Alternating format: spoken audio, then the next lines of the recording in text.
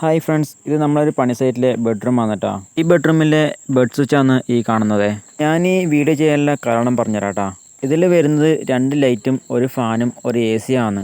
ഇതാ ഈ കാണുന്നതാണ് ഈ റൂമിലെ A C point. A C പോയിന്റിലേക്കുള്ള വയർ പോകുന്നത് മെയിൻ ബോർഡിൽ നിന്ന് 4 വഴിയാണ്.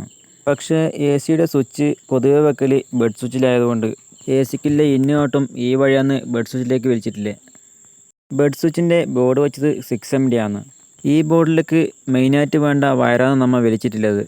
എ സിയും 2 വേയും എല്ലാം അടക്കം ഏകദേശം ഒരു 10ഓളം വയർ ഇതിലേക്ക് വന്നിട്ടുണ്ട്. ഒരു സ്വിച്ച് ബോർഡ് വെക്കുമ്പോൾ ഏകദേശം നമ്മളൊരു വയറിൻ്റെ എണ്ണം കൂടി കാൽക്കുലേറ്റ് ചെയ്യണം. എന്നിട്ട് മാത്രമേ ആ ബോർഡിലേക്ക് പൈപ്പ് അടിക്കാൻ പാടുള്ളൂ. ഈ സ്വിച്ച് ബോർഡിലേക്ക് വന്ന പൈപ്പ് കാണിച്ചു തരാം കേട്ടോ. ഇത്രയും വയർ വെക്കേണ്ട സ്വിച്ച് ബോർഡിൽ ഒരു 20 പൈപ്പ് മാത്രമാണ് അടിച്ചിട്ടുള്ളത്. ഈ ബോർഡിൽ നിന്ന് ഇതിലേക്ക് കൂടി ഒരു പൈപ്പ് എ സിക്ക് അടിച്ചിട്ടുണ്ടെങ്കിൽ അത്രയും വയർ അതിലേക്ക് കൂടി കുറഞ്ഞു കിട്ടിയാനെ. പിന്നിലൊരു കാര്യം, ഈ റൂമിൻ്റെ മെയിൻ ബോർഡ് 16 MD ആണ് വെച്ചിട്ടുള്ളത്. ഈ ഒരു ബോർഡിലേക്ക് ആകെ വരുന്നത് ഒരു പ്ലഗും 2 ട്യൂബയും മാത്രമാണ്. അത്രയും സ്വിച്ച് വെച്ച് കഴിഞ്ഞാൽ ബാക്കി ഫുള്ള് നമുക്ക് ഡമ്മി വെക്കേണ്ടി വരും. നിങ്ങളൊരു ഇലക്ട്രീഷ്യൻ ആണെങ്കിൽ ഒരു ബെഡ്റൂമിൻ്റെ മെയിൻ ബോർഡും ബെഡ് സ്വിച്ചും എത്രയാണെന്ന് വെക്കലെന്ന് കമൻറ്റ് ചെയ്യണേ. ഈ വർക്കിൻ്റെ ബോർഡ് വെക്കലും പൈപ്പടിക്കലും വേറെ പാർട്ടിയാണ് ചെയ്തത് കേട്ടോ. നമ്മൾ വന്നില്ലത് വയർ വലിക്കാനും സ്വിച്ച് ബോർഡ് വെക്കാനാണേ. ഞാൻ ഈ വീഡിയോ ചെയ്തത് ഈ വർക്ക് എടുത്തുള്ള കുറ്റം പറഞ്ഞതല്ല. പക്ഷേ ഇനി വർക്ക് ചെയ്യുന്നവർ ഇതുപോലെ ചെയ്യാൻ പാടില്ല.